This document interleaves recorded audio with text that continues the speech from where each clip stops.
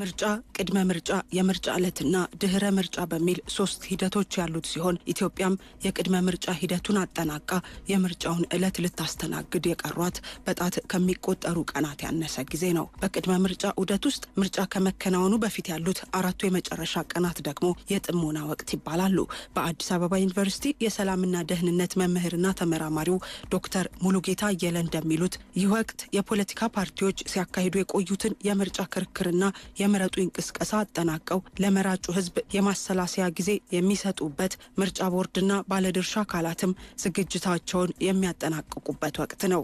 የጽሞና ቀናቶች የሚባለው መራጩ ማህበረሰብ የተኛው ፓርቲ ነው የተሻለ ሀሳብ ያቀረበው፣ የተኛውን ደግሞ ቢመርጥ የኔን ፍላጎት የኔን ሀሳብ ሊወክል ይችላል የሚሉ ከፓርቲዎች መካከል የሚያመዛዝንበት በቀረቡት ሀሳቦች ምናልባትም ተመልሶ ደጋግሞ ያሰበ ማህበረሰቡ ማንን ንብረት የሚለው የሚወስንበት ነው አንደኛው። ሁለተኛው ምን ያደርጋል?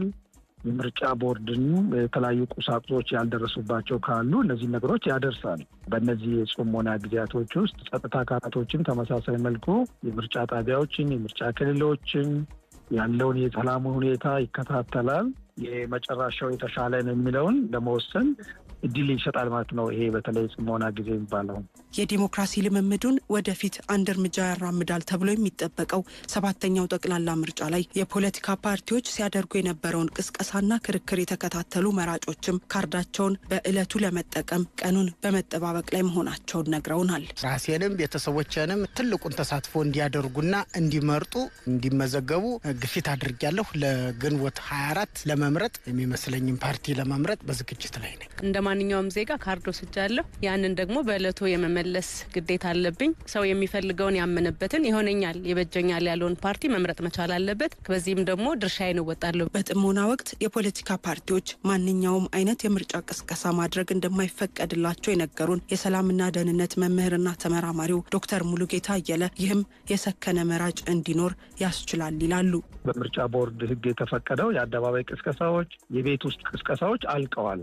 በዚህ ጊዜ የፖለቲካ ፓርቲዎች ከዚህ በኋላ ምናልባትም ካሸነፉ መንግስት እንዴት እንደሚሆኑ የሚያስቡበት ጊዜ ነው። ፖለቲካ ፓርቲዎች የተሸነፉም ከሆኑ ደግሞ ውጤቱን በጸጋ ለመቀበል ዝግጁ መሆን ነው። ሁለቱንም አማራጮች ማሰላሰል መቻል አለባቸው። ስለዚህ ለፓርቲዎች የተከለከለው ኦፊሻሊ በአደባባዮችም ይሁን በቤት ለቤቶች ህዝብ በብዛት የሚገኝባቸው ቦታዎች ላይ ከዚህ በኋላ ቅስቀሳ ስለ ፓርቲ፣ ስለ ፕሮግራም፣ ስለ ስትራቴጂ ምናልባት ኢንሃውስ የራሳቸው የሆነ የግል ስብሰባቸው ካልሆነ በስተቀር ማህበረሰቡን አግኝተው የዚህ አይነት ቅስቀሳዎችን ማከናወን አይቻልም፣ በህግም የተከለከለ ስለሆነ። ይሄ ምን ያመጣል ካልን በተለይም አንድ ማህበረሰብ በምርጫው ላይ አጭር ጊዜ ትውስታዎች የሚባሉ ነገሮች ላይ እንዳይሸወድ እሱን ይከላከላል። የጥሞና ወቅት ላይ መገናኛ ብዙሃንም ክልከላ የሚደረግባቸው ጉዳዮች መኖራቸውን ጠቅሰው የሚጠበቅባቸው ተጨማሪ የቤት ስራ መኖሩንም ዶክተር ሙሉጌታ አብራርተዋል። የፓርቲዎችን ፕሮግራም፣ ስትራቴጂ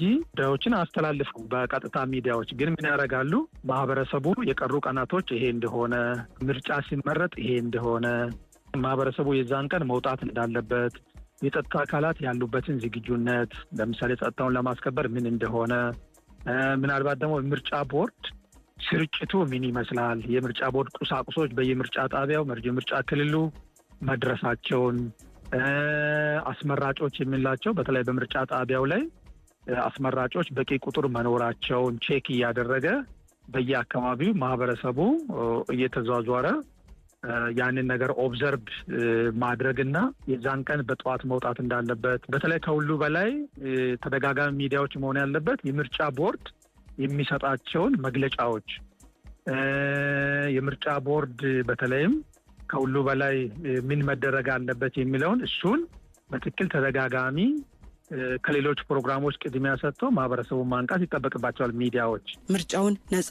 ፍትሐዊና ተአማኒ በማድረግ የዲሞክራሲ ምህዳሩን ለማስፋት ባለድርሻ አካላት ሚናቸውን ሊወጡ እንደሚገባ ያሳሰቡት ዶክተር ሙሉጌታ በዚህ ምዕራፍ የኢትዮጵያን ከፍታ ማሳየት ይቻላልም ብለዋል። በአንድ ሀገር ውስጥ ያለው ዲሞክራሲ ጸንቶ እንዲቆይ ሚና የሚጫወቱ 3 አካላቶች ናቸው። አንደኛው የፖለቲካ ፓርቲዎች ናቸው። ፖለቲካ ፓርቲዎች በተቀመጠላቸው ሕግ መሰረት መመራት መቻል አለባቸው። ሁለተኛው ሲቪክ ማህበራት የሚባሉ ናቸው። እነዚህ ሲቪክ ማህበራቶች የምርጫውን ሂደት መታዘብ ከድምፅ አሰጣጥ እስከ ድምፅ ቆጠራ መጨረሻም ውጤት እስከሚገለጽ ድረስ የምርጫው ሂደቱን ጤናማ እንዲሆን ማድረግ ከምርጫው ቀን በኋላም ቢሆን ድህረ ምርጫ በምንለው ውጤቱ ሲገለጽ ማህበረሰቡ እንዲቀበል ማድረግ እነዚህ ከሲቪክ ሶሳይቲዎች ይጠበቅባቸዋል። ሶስተኛው ሚዲያዎች በየምርጫ ጣቢያዎች ተገኝተው በየምርጫ ክልሉ በየምርጫ አካባቢዎቹ ያለውን የህዝቡን ወደ ድምፅ እንዴት እየሄደ እንደሆነ ድምፅ የሚሰጥበትን ሂደቶችን ከማህበረሰባችን በተለይ ካርድ ያወጣው